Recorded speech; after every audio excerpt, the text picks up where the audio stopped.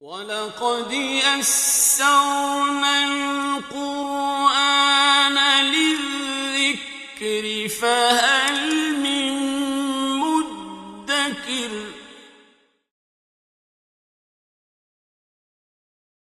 بسم اللہ الرحمن الرحیم وَإِذْ قَالَ اللَّهُ يَا عِيسَى ابْنَ مَرْيَمَ أَأَنْتَ قُلْتَ لِلنَّاسِ اتَّخِذُونِي وَأُمِّيَ إِلَٰهَيْنِ مِن دُونِ اللَّهِ قَالَ سُبْحَانَكَ مَا يَكُونُ لِي أَنْ أَقُولَ مَا لَيْسَ لِي بِحَقٍّ إِن كُنتُ قُلْتُهُ فَقَدْ عَلِمْتَهُ تَعْلَمُ مَا فِي نَفْسِي وَلَا أَعْلَمُ مَا فِي نَفْسِكَ إِنَّكَ أَنْتَ عَلَّامُ الْغُيُوبِ مَا قُلْتُ لَهُمْ إِلَّا مَا أَمَرْتَنِي بِهِ أَنِ اعْبُدُوا اللَّهَ رَبِّي وَرَبَّكُمْ وَكُنْتُ عَلَيْهِمْ شَهِيدًا مَا دُمْتُ فِيهِمْ فَلَمَّا تَوَفَّيْتَنِي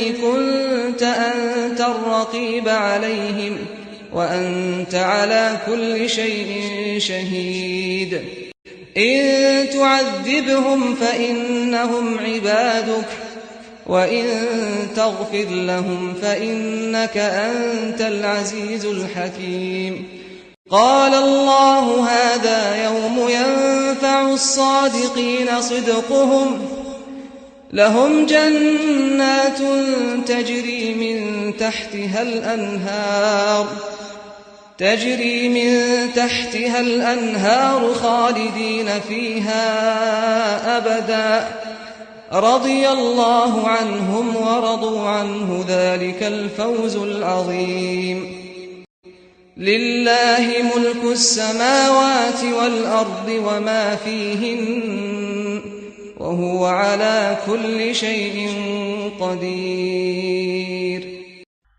اور جب اللہ تعالیٰ نے کہا اے عیسیٰ ابن مریم کیا تو نے لوگوں سے کہا تھا مجھے اور میری ماں کو اللہ کے سوا دو خدا بنا لو، حضرت عیسیٰ کہیں گے اللہ تو پاک ہے، میرے لیے یہ لائق ہی نہیں کہ میں وہ بات کہوں جس کا مجھے حق نہیں تھا۔ انبیاء کبھی بھی شرک کی بات اپنی امتوں کو نہیں کہہ سکتے۔ اگر میں نے اسے کہا تو اللہ تو اسے جانتا ہے، کیونکہ تو جانتا ہے جو میرے دل میں ہے اور میں نہیں جانتا جو اللہ تیرے دل میں ہے، تو جاننے والا ہے غیبوں کا۔ اب اس جو سوال تھا اس کا سیدھا سا ایک جواب تھا، اللہ میں نے لوگوں کو نہیں کہا، لیکن آپ دیکھیں حضرت عیسیٰ کتنے ادب اور احترام سے جواب دیتے ہیں، بجائے اس کے کہ سیدھا ایک لفظ کہہ دیتے اللہ میں نے ان کو شرک کا حکم نہیں دیا، بلکہ سارا چھوڑ دیں صرف ایک نہیں کہہ دیتے۔ لیکن حضرت عیسیٰ بڑے احترام سے کہتے ہیں کہ اللہ تعالیٰ تو پاک ہے، میرے لیے یہ لائق ہی نہیں تھا کہ وہ میں بات کہوں جس کا مجھے حق نہیں، اور اگر اللہ میں نے یہ بات واقعی کہی ہے بجائے اس کے کہیں کہ نہیں، اگر اللہ میں نے واقعی کہی ہے تو تجھے علم ہے، اللہ میں نہیں جانتا جو آپ کے دل میں ہے اور آپ جانتے ہیں جو میرے دل میں ہے، اور آپ تو غیبوں کو جاننے والے ہیں۔ اللہ میں نے انہیں صرف یہ بات کہی تھی جو مجھے تو نے حکم دی تھی کہ اللہ کی عبادت کرو جو میرا بھی رب ہے اور تمہارا بھی رب ہے۔ تو یہ انداز جو ہے انتہائی احترام کا، ادب کا انداز ہے، حالانکہ اس کا جواب سیدھا سیدھا نہیں ہے۔ اس سے ہمیں بات چیت کے انداز کا بھی پتہ چلتا ہے کہ اللہ کے حضور بات کس طرح کرنی چاہیے۔ اسی طرح اپنی زبان کو غیر محتاط گفتگو سے بچانا چاہیے۔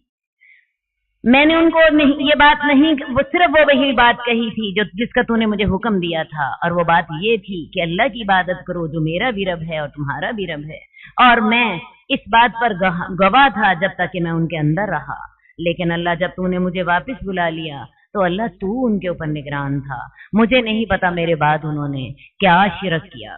اللہ تعالیٰ تو ہی ہر شے پر گواہ ہے، اگر اللہ تو انہیں अजाब दे तो वो तेरे बंदे हैं, और अगर तू उन्हें माफ कर दे तो तू ही जबरदस्त और हिकमत वाला है।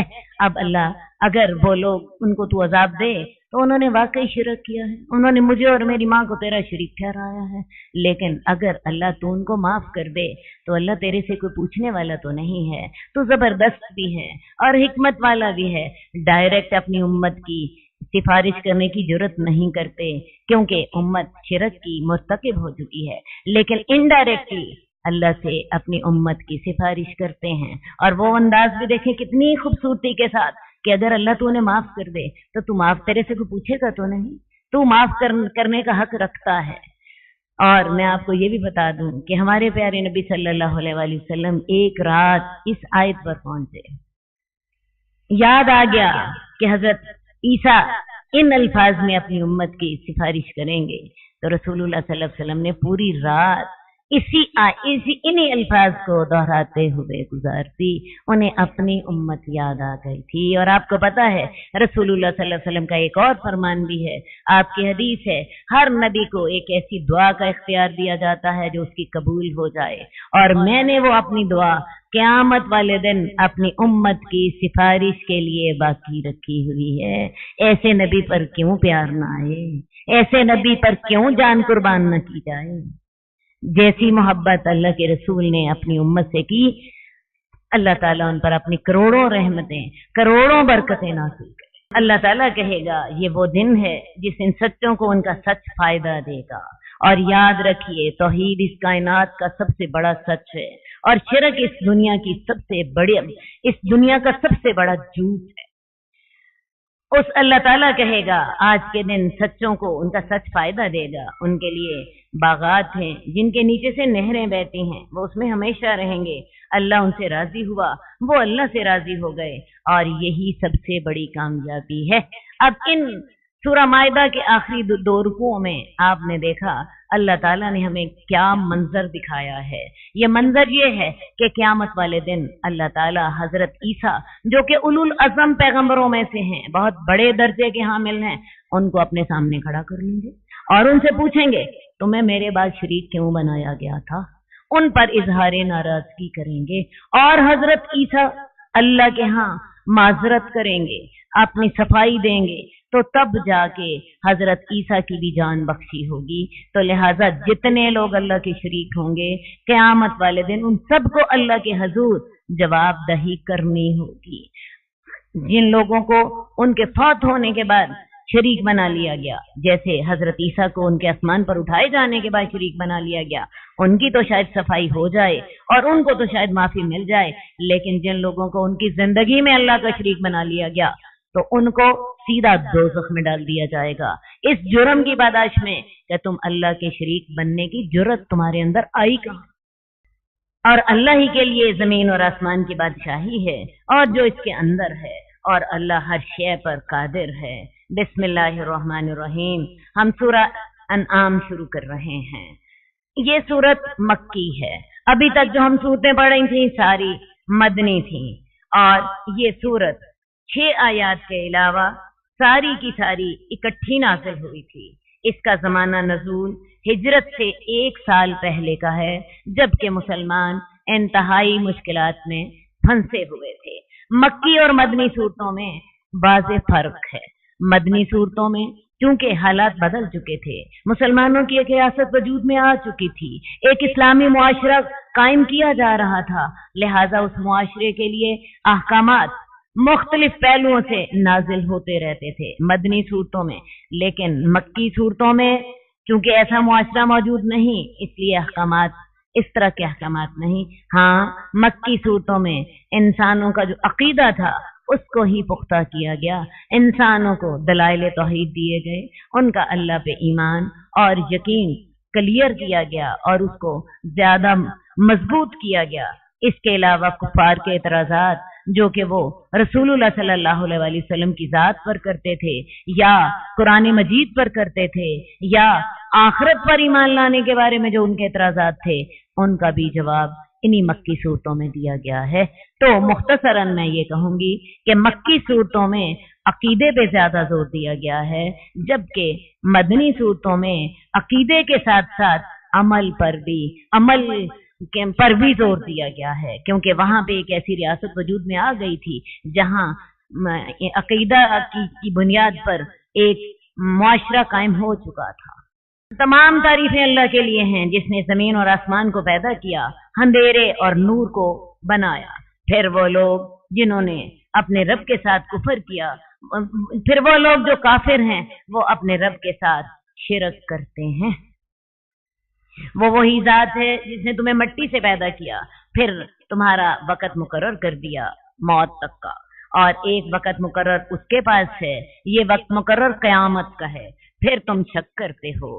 اور وہ اللہ ہے جو کہ زمین اور آسمان میں معبود ہے، وہ تمہارے چھپے ہوئے کو بھی جانتا ہے اور وہ تمہارے ظاہر کو بھی جانتا ہے، اور وہ جانتا ہے جو تم عمل کرتے ہو۔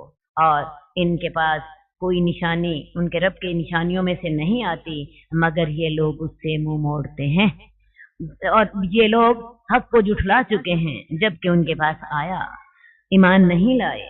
تو جب عنقریب ان کے پاس ایسی خبریں آئیں گی جن کا وہ مذاق اڑایا کرتے تھے، کفار مکہ کے پاس ایسی صورتیں نازل ہوتی رہتی تھیں، تو لیکن یہ لوگ جب ایمان نہ لائے تو اللہ تعالیٰ نے سائد میں ایک پیشین گوئی کر دی کہ ان کے پاس عنقریب وہ خبریں آئیں گی جس کا یہ مذاق اڑائیں گے، اور یہ پیشین گوئی ایسے حالات میں کی گئی تھی جبکہ مسلمان انتہائی تکلیف دہ حالات کو بھگت رہے تھے۔ ان کے اکثر ساتھی حبشہ کی طرف ہجرت کر کے وہاں کا مقیم ہو چکے تھے، اور مکہ میں کفار نے مسلمانوں کی زندگی اجیرن بنا رکھی تھی۔ اس وقت قرآن نے یہ پیشین گوئی کی جو کہ جنگ بدر سے ہی پوری ہونی شروع ہو گئی، یعنی اس آیت کے نزول کے تقریباً 3 سالوں کے بعد ہی، اور 3 سال قوموں کی زندگی میں کوئی بڑی مدت نہیں ہوتی۔ اس وقت قرآن نے یہ پیشین گوئی کی جو جنگ بدر سے پوری ہونا شروع ہوئی، اور جنگ بدر میں مسلمانوں کی فتح کی خبر عرب بھر میں پھیل گئی، یہاں تک کہ اگلے 10 سالوں میں آپ کی زندگی میں ہی اسلام کو پورے جزیرہ عرب میں غلبہ بھی حاصل ہو گیا۔ کیا انہوں نے نہیں دیکھا ہم نے ان سے قبل کتنی بستیوں کو ہلاک کیا جن کو ہم نے زمین میں اقتدار بخشا تھا، جتنا کہ ہم نے اے قریش مکہ تمہیں اقتدار نہیں بخشا۔ قریش مکہ کو بڑا اس بات پہ تکبر تھا کہ ہم عرب کی بہت بڑی قوت، یہ عرب کی قوت اس لیے تھے کیونکہ بیت اللہ کے متولی تھے، تمام دنیا سے لوگ حج کرنے کے لیے جب آتے تو قریش ان کے میزبان ہوتے، تو اسی وجہ سے قریش کو ایک خصوصی فخر ان کے اندر پیدا ہو چکا تھا، اور اسی تکبر نے ان کو ایمان لانے سے بھی روک دیا تھا۔ تو اللہ تعالیٰ ان کو تنبیہ کر رہے ہیں کہ ہم نے تم سے قبل بھی بہت سی قوتوں کو اتنا اقتدار بخشا تھا جتنا تمہیں نہیں بخشا، اور ہم نے آسمان کو ان کے اوپر موسلادھار بارش دے کر بھیجا تھا، اور ہم نے ان کے نیچے سے نہریں بہائی تھیں، پھر ان کے گناہوں کی پاداش میں ہم نے انہیں ہلاک کر دیا، اور ہم نے ان کے بعد دوسری قومیں پیدا کر دیں۔ تو تم کوئی اللہ کے لاڈلے تو نہیں ہو کہ تم اللہ کی نافرمانیاں کرتے رہو گے، اللہ کی آیات کا مذاق اڑاتے رہو گے، اللہ کے رسول کو ایذائیں دیتے رہو گے، اور اللہ تمہیں کچھ نہ کہے گا۔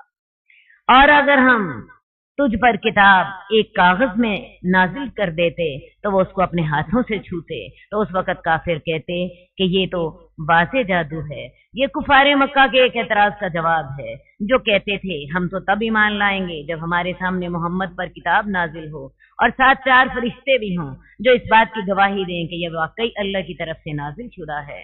اللہ تعالیٰ نے اس کا یہ جواب دیا کہ اگر ہم کتاب کاغذ کے اندر نازل کر دیتے، ان کا مطالبہ پورا کر دیتے، وہ کتاب کو ہاتھ سے چھو بھی لیتے، تو تب بھی وہ مان کر نہ دیتے، بلکہ وہ کہہ دیتے یہ تو واضح جادو ہے، بالکل اسی طرح جیسے کفار نے مطالبہ کیا تھا رسول اللہ صلی اللہ علیہ وسلم سے کسی معجزے کا، تو اللہ کے رسول صلی اللہ علیہ وسلم پر اللہ تعالیٰ نے یہ معجزہ اتار دیا کہ چاند 2 ٹکڑے ہو گیا۔ رسول اللہ صلی اللہ علیہ وسلم نے اشارہ کیا اور لوگوں سے کہا کہ یہ دیکھو تم گواہ رہنا، چاند کا ایک ٹکڑا پہاڑ کے ایک طرف تھا، چاند کا دوسرا ٹکڑا پہاڑ کے دوسرے طرف تھا۔ اس وقت بھی کفار مکہ نے کہا تھا یہ جادو ہے، اور وہ کہتے ہیں اس پر کوئی فرشتہ کیوں نہیں اتارا گیا؟ ان سے کہہ دو اگر ہم فرشتہ اتار دیتے تو ان کا تو معاملہ ہی ختم ہو جاتا، پھر ان کو ڈیل نہ دی جاتی۔ اگر فرشتہ اپنی اصلی شکل میں آ جاتا تو یہ دہشت کے مارے مر جاتے، کیونکہ انسانی آنکھوں سے انسان فرشتے کو نہیں دیکھ سکتا۔ انسان فرشتے کو کب دیکھتا ہے؟ جب موت آتی ہے۔ اور حضرت اسرائیل 19 فرشتوں کی ٹیم کے ساتھ روح قبض کرنے کے لیے تشریف لاتے ہیں، اس وقت غیب کے پردے ہٹا دیے جاتے ہیں اور انسان ان کو دیکھ لیتا ہے، لیکن دیکھنے کے بعد موت لازم ہوتی ہے۔ تو انسان ان آنکھوں سے فرشتوں کو نہیں دیکھ سکتا۔ اگر ہم فرشتے نازل کر دیتے تو تم تو مر جاتے، اور جب مر جاتے تو جھگڑا ہی ختم ہو جاتا۔ فائدہ کیا ہوتا انہیں نازل کرنے کا؟ ہاں، انبیاء جو ہوتے ہیں وہ ان آنکھوں سے فرشتوں کو دیکھ لیتے ہیں۔ انبیاء اللہ تعالیٰ کے خاص افراد ہوتے ہیں جن کو اللہ تعالیٰ نے یہ قوت دی ہوتی ہے، ورنہ عام انسان فرشتوں کو دیکھنے کا متحمل نہیں ہے۔ اگر ہم ان کے اوپر فرشتہ نازل کر دیتے تو ان کا تو موت ان کو آ جاتی اور ان کو عمل کی مہلت نہ دی جاتی۔ اگر ہم ان کو فرشتہ بنا دیتے تو ہم ان کو ایک انسان کی شکل میں بیچتے اور ہم ان کو وہی لباس پہناتے جو وہ خود پہنتے ہیں۔ ایک اور صورت یہ ہے کہ فرشتہ اپنی اصلی حالت میں نازل نہ ہوتا، انسانی شکل میں نازل ہو جاتا، جیسے حضرت جبریل دہیہ قلبی کی شکل میں لوگوں کے سامنے آیا کرتے تھے، تو تب بھی تم کہتے یہ تو انسان ہے، تب بھی تمہیں وہی شبہ پڑتا۔ تو لہذا فرشتہ دونوں صورتوں میں اگر ہم نازل کریں تو یہ پاسبل نہیں ہے۔ آپ سے قبل بھی بہت سے رسولوں کو مذاق اڑایا گیا، تو جن لوگوں نے مذاق اڑایا تھا انہیں اسی چیز نے گھیر لیا جس کا وہ مذاق اڑاتے تھے۔ اے نبی کہہ دو زمین میں چل پھر کر دیکھو تو ذرا دیکھو تو صحیح جھٹلانے والوں کا انجام کیسا ہوا تھا۔ قوم عاد کا، قوم سمود کا، قوم لوط کا، قوم نوح کا، یہ سارے نشانات آج بھی دنیا پہ بکھرے پڑے ہیں۔ اللہ آپ کو توفیق دے تو آپ ان علاقوں کی کبھی سیر کریں تو آپ کی آنکھیں کھل کے رہ جائیں۔ اللہ نے کیسے ان جگہوں کو باعث عبرت بنا دیا۔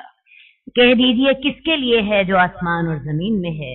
کہہ دیجئے اللہ ہی کے لیے۔ اس نے اپنے نفس پر رحمت فرض کر لی، وہ تمہیں لازماً قیامت کے دن جمع کرے گا جس میں کوئی شک نہیں۔ اب اللہ کی رحمت کا یہاں کیا ذکر کیا گیا ہے؟ اس کی یہ رحمت ہے کہ انسان کو فوراً عذاب نہیں دیتا، ڈیل دیتا رہتا ہے۔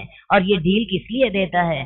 شاید کسی وقت میرا بندہ ہدایت حاصل کر لے، شاید کسی وقت اس کو نصیحت آ جائے۔ اور اللہ تعالیٰ نے حساب کتاب کے لیے قیامت کا دن رکھا، یہ بھی اس کی رحمت ہے۔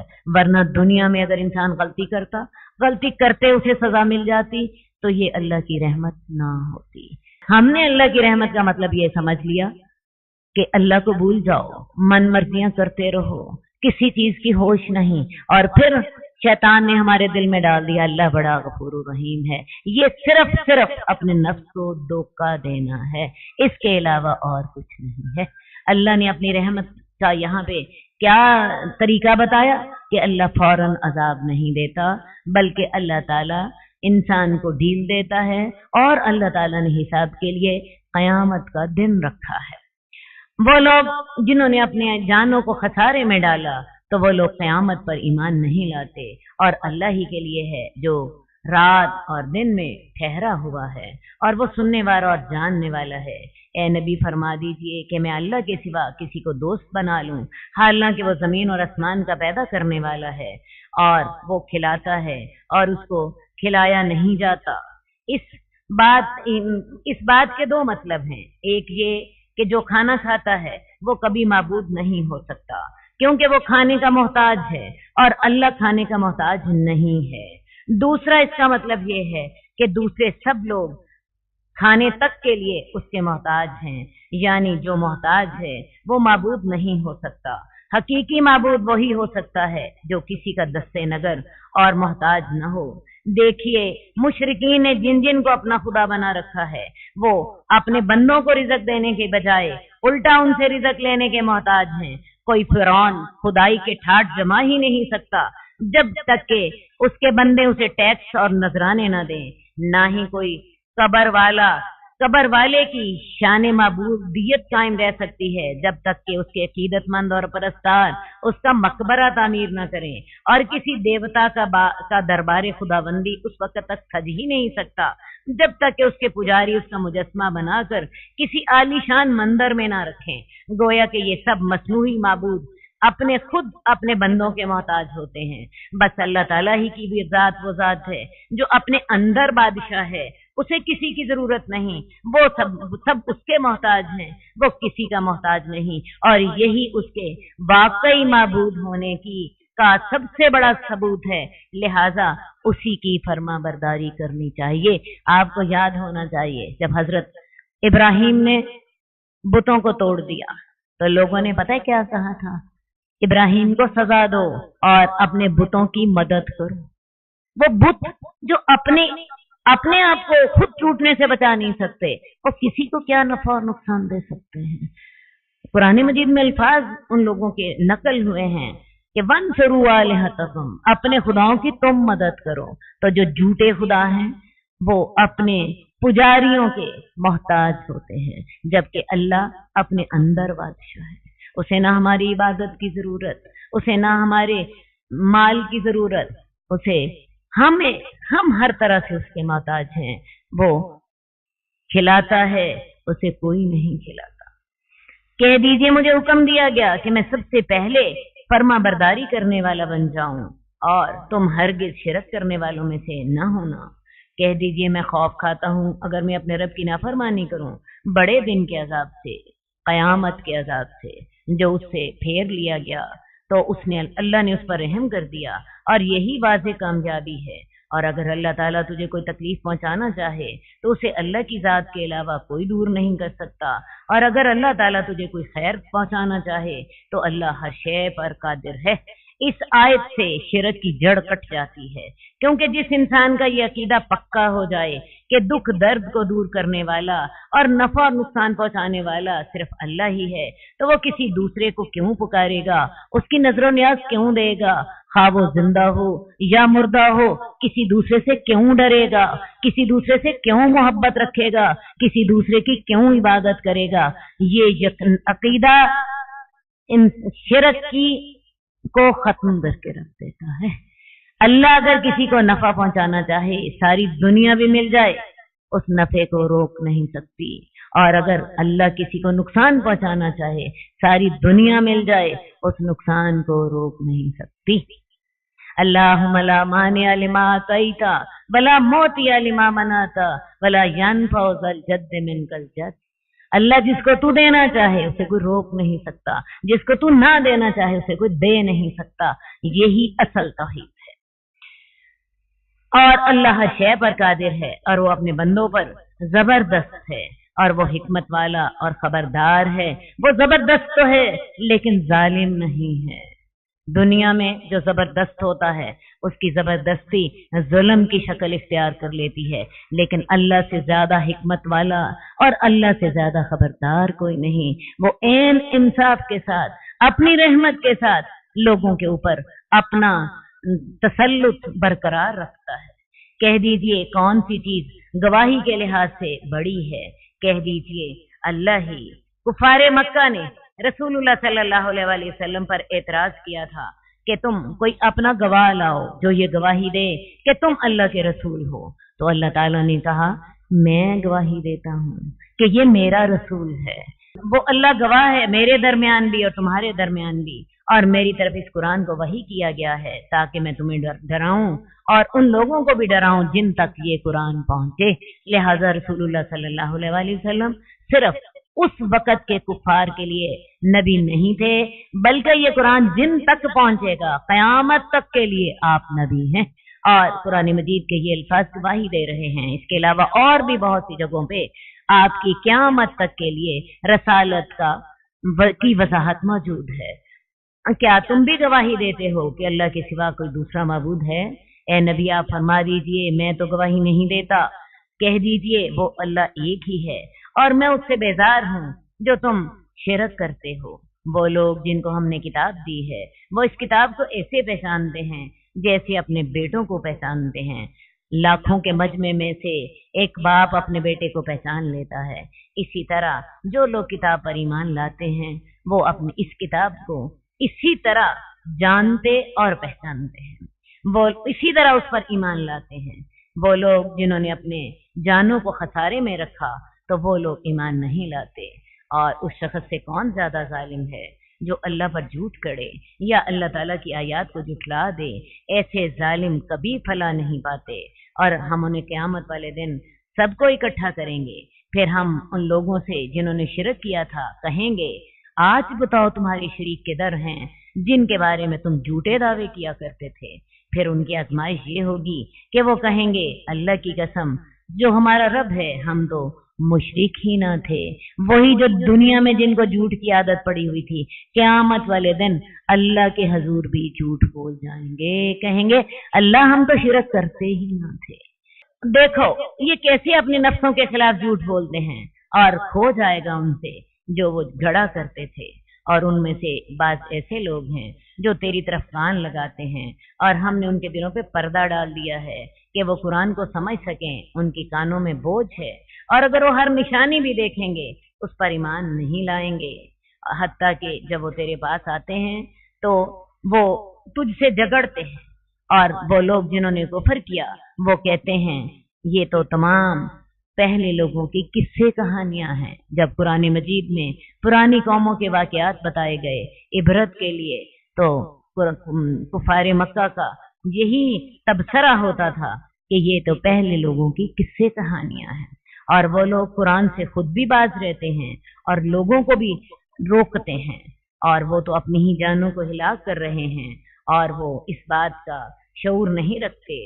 وہ دوہرے مجرم ہیں۔ جو لوگ ان کی کوششوں کی وجہ سے راہ حق سے دور رہتے ہیں ان کے گناہوں میں سے بھی ان کو حصہ ملے گا، لہذا ایسے لوگوں کی ہلاکت شدید تر ہوگی، لیکن اس بات کی انہیں سمجھ نہیں آ رہی کہ وہ اپنا ہی نقصان کر رہے ہیں۔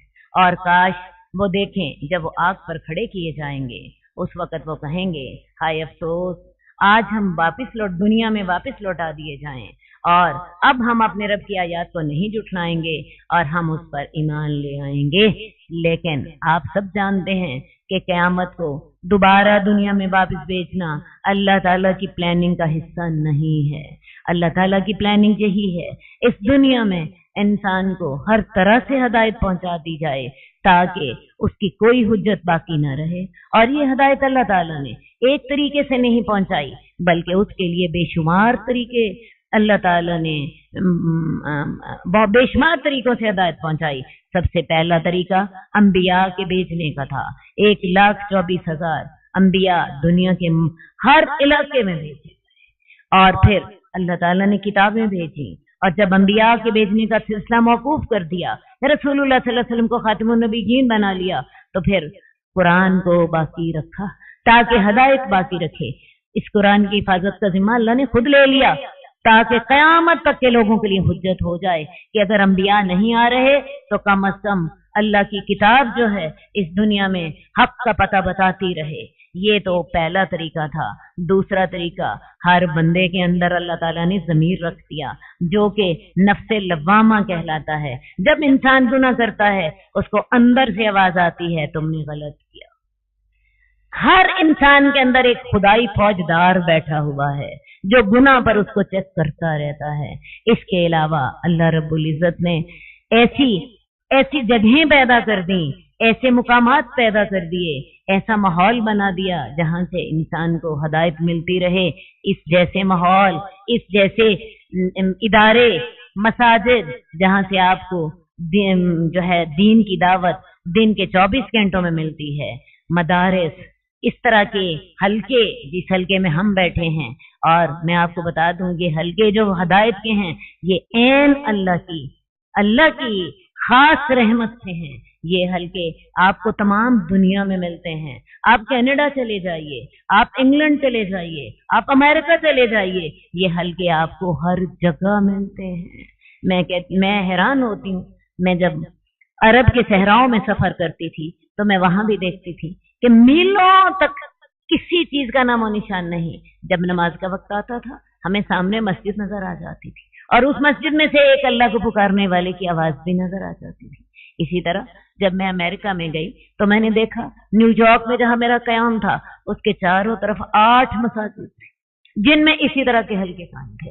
और जब मैं इंग्लैंड में गई तो मैं आपको बताऊं जितने लाहौर में दरस होते हैं इससे ज्यादा दरस वहां होते थे। और जितने लोगों को मैंने इंग्लैंड में इकट्ठे बुरके में देखा इतने लोगों को मैंने पाकिस्तान में कभी हिजाब में नहीं देखा।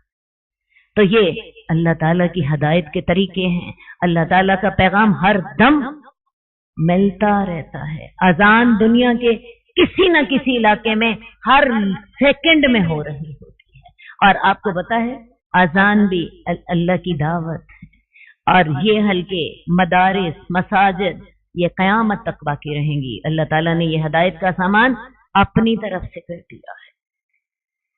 और काश के वो तुम देखो जब वो आग पर खड़े किए जाएंगे तो वो कहेंगे ए हमारे रब हाय अफसोस हम दुनिया में लौटा दिए जाएं। अब हम अपने रब की आयत को ना जुटलाएंगे और हम तो मुजरिम हो जाएंगे। बल्कि उनके लिए वाज़ेह हो जाएगा जो वो इससे पहले छुपाया करते थे। और अगर वो दुनिया में लौटा भी दिए जाएं तो फिर भी वही कुछ करेंगे जिससे उन्हें मना किया गया था।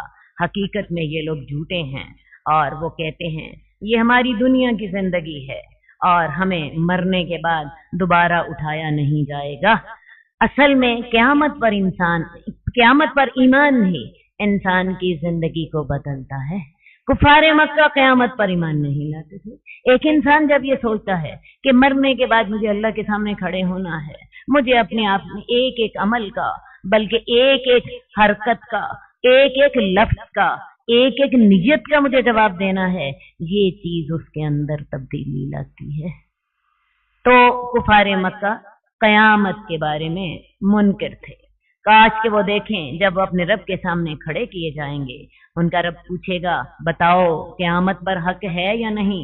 वो कहेंगे क्यों नहीं, हमारे रब की कसम। अल्लाह कहेगा अच्छा फिर अजाब का मजा चखो जिसका तुम इनकार किया करते थे। उस वक़्त का मानना फायदा नहीं देगा। उन लोगों ने नुकसान उठाया जिन्होंने अल्लाह की मुलाकात को जुठला दिया। यहाँ तक कि जब उनके पास क़यामत अचानक आ जाती है तो वो कहेंगे हाय अफसोस उस पर जो हमने इस सिलसिले में कोताही की। और वो अपने गुनाहों के बोझ अपने पीठों पर उठाए होंगे। बुरा है जो वो बोझ उठाते हैं। और दुनिया की जिंदगी तो खेल और तमाशा ही है और आखिरत का घर उन लोगों के लिए बेहतर है जो कि अल्लाह से डरते हैं। तुम क्यों अकल नहीं करते? हम जानते हैं कि तुझे वो बातें जो वो कहते हैं गमज़दा कर देती हैं। तो वो लोग ए नबी तुझे तो नहीं जुटलाते, लेकिन जालिम लोग तो अल्लाह की आयत का इनकार करते हैं। नबूवत से पहले मुशरिकीन मक्का आपको सादिक और अमीन कहा करते थे। नबूवत के ऐलान के बाद भी आपको किसी बड़े से बड़े दुश्मन ने भी कभी झूठा नहीं कहा। हाँ, दीन के मुतालिक आप जो बातें करते थे काफर उसे जुठलाते थे। एक दफा खुद अबू जहल ने रसूलुल्लाह सल्लल्लाहु अलैहि वसल्लम से ये कहा था मोहम्मद हम तुम्हें झूठा नहीं कहते बल्कि जो कुछ तुम लाए हो हम उसको जुठलाते हैं। उस वक़्त ये आयत नाजिल हुई कि ए नबी ये तुझे झूठा नहीं कहते, ये तो मुझ अल्लाह को झूठा कहते हैं, लिहाजा तुम दिल छोटा ना करो। बेशक वो तुझे तो नहीं जुठलाते और लेकिन जालिम लोग तो अल्लाह की आयत का इनकार करते हैं। और आपसे पहले भी बहुत से रसूलों को जुठलाया गया तो उन्होंने उस पर सब्र किया और उन्हें तकलीफ दी गई, यहाँ तक कि उनके पास हमारी मदद आ गई। अल्लाह के फैसलों को कोई बदल नहीं सकता। और अल्लाह के फैसले क्या हैं कि अंबिया की मदद अल्लाह ताला ने लाजमन करनी है आखिरकार इन द लॉन्ग रन। और तेरे पास तो पिछले नबियों की खबरें आ चुकी हैं। और अगर ए नबी तुझ पर उनका एराज करना गरां गुजरता है तो अगर आप ये कर सकते हैं कि जमीन में कोई सुरंग तलाश करके या आसमान में सीढ़ी लगाकर उनके पास मोजज़ा ले आए तो आप ऐसा कर लें। असल बात यह है कि जब रसूलुल्लाह सल्लल्लाहु अलैहि वसल्लम को तबलीग करते और कुफार के जुल्म सहते एक तवील मुद्दत गुजर गई और काफिरों की अक्सरियत इनकार ही करती रही तो आपको सख्त घुटन महसूस होती थी। आपके दिल में ख्याल आता था अल्लाह ताला इनको कोई मौजज़ा दिखा दे तो शायद ये ईमान ले आए। लेकिन अल्लाह को पता था کہ मौजज़ों से इंसान कभी ईमान नहीं लाता। अगर कोई मौजज़ों से ईमान लाता होता तो हजरत ईसा की तो सारी कौम ही ईमान ले आती, जो मुर्दों को जिंदा भी कर लेते थे, जो बीमारों को सेहतयाब कर देते थे। ईमान इंसान कभी भी मौजज़ों से नहीं लाता, ईमान इंसान के दिल में से उठता है। इंसान ने अगर ईमान लाना हो तो अल्लाह की निशानियां तो हर जगह बिखरी पड़ी हैं। तो अल्लाह ताला ने इसीलिए रसूलुल्लाह सल्लल्लाहु अलैहि वसल्लम से कहा कि अगर आपको उनका मुंह फेरना गरा गुजरता है तो आप ऐसा करें कि खुद जमीन में कोई सुरंग तलाश कर लें या आसमान में कोई सीढ़ी लगा लें और इनके पास मौजज़ा ले आए। और अल्लाह ताला अगर चाहता तो इनको हदायत पर जमा कर देता।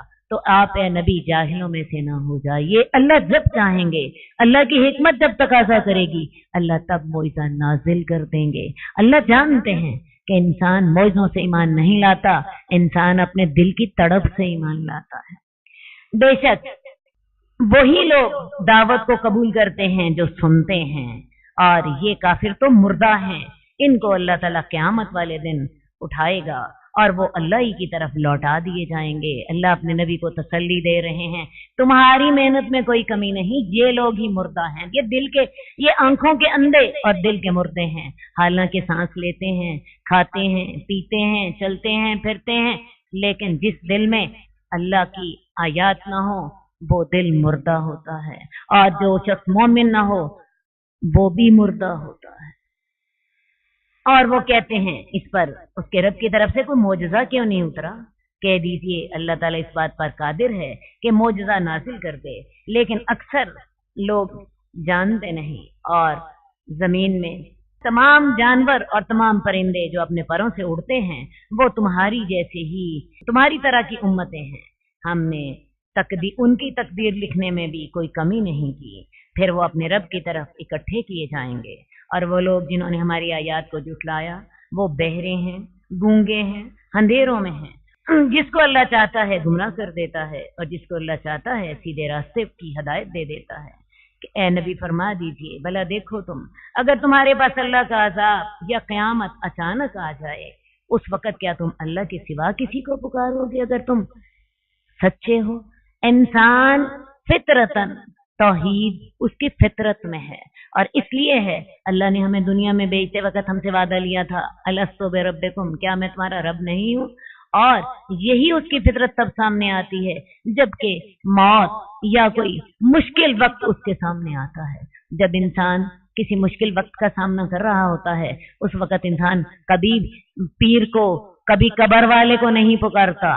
उस वक्त इंसान के दिल से क्या निकलता है? हाय अल्लाह। और ये इस चीज की निशानी है, ये इस चीज का सबूत है कि आपकी फितरत में तौहीद रची बसी है। और ये तब नुमायां होकर सामने आ जाती है जब मुश्किल हालात सामने आते हैं। आप तजर्बा करके देख लीजिए, छोटी मोटी तकलीफों में तो लोग पीरों फकीरों के पास जाते रहते हैं, मन्नतें मुरादें मांगते रहते हैं, लेकिन जब कोई बड़ी तकलीफ आती है, मौत नजर आती है, उस वक्त किसी को ना कोई पीर, ना फकीर, ना मजार कुछ याद नहीं आता। उस वक्त उठते बैठते सोते जागते अंदर से निकलता है हाय अल्लाह, हाय अल्लाह, हाय अल्लाह। आप चाह रहे हो तो तब भी, आप ना चाह रहे हो तो तब भी, ये आपकी फितरत की पुकार होती है। तो अल्लाह ताला भी इसी चीज को दलील दे रहे हैं। क्या जब तुम्हारे पास अल्लाह का अजाब आ जाए, क़यामत आ जाए, तुम अल्लाह के सिवा किसी को पुकारोगे? अगर तुम वाकई अपने शिरक में सच्चे हो, बल्कि उस वक्त तुम सिर्फ खास अल्लाह ही को पुकारोगे, तो अल्लाह ताला तुम खोल देता है जिसकी तरफ उसको तुम पुकारते हो अगर चाहता है, और तुम उस वक्त अपना शिरक भूल जाते हो। मैं आपको इस मौके पर इकरमा का वाकया सुना देती हूँ। इकरमा अबू जहल का बेटा है, को फतह मक्का के मौका पर भाग गया और समंदर में कश्ती में सवार हो गया। उसका ख्याल ये था कि मैं रसूलुल्लाह से भाग जाऊंगा। ठीक है, अब हुआ क्या, कश्ती में जब बैठा, कश्ती भंवर में फंस गई, मौत सामने नजर आने लगी, लगा अभी डूब जाएंगे। उस वक्त अंदर से वही हाय अल्लाह अंदर से तकरार होने लगी। अल्लाह ने दिल में डाला, यही तो वो बात है जिस बिना पर 21 साल से हमारी और मोहम्मद की मुखालिफत चल रही है। और उस वक्त वादा कर लिया, अगर आज मैं बच गया तो मैं जाके कलमा पढ़ूंगा। वाकई वही बात हुई, अल्लाह ने बचा लिया और इन्होंने जाके कलमा पढ़ा। तो इंसान की ये फितरत की पुकार है तौहीद।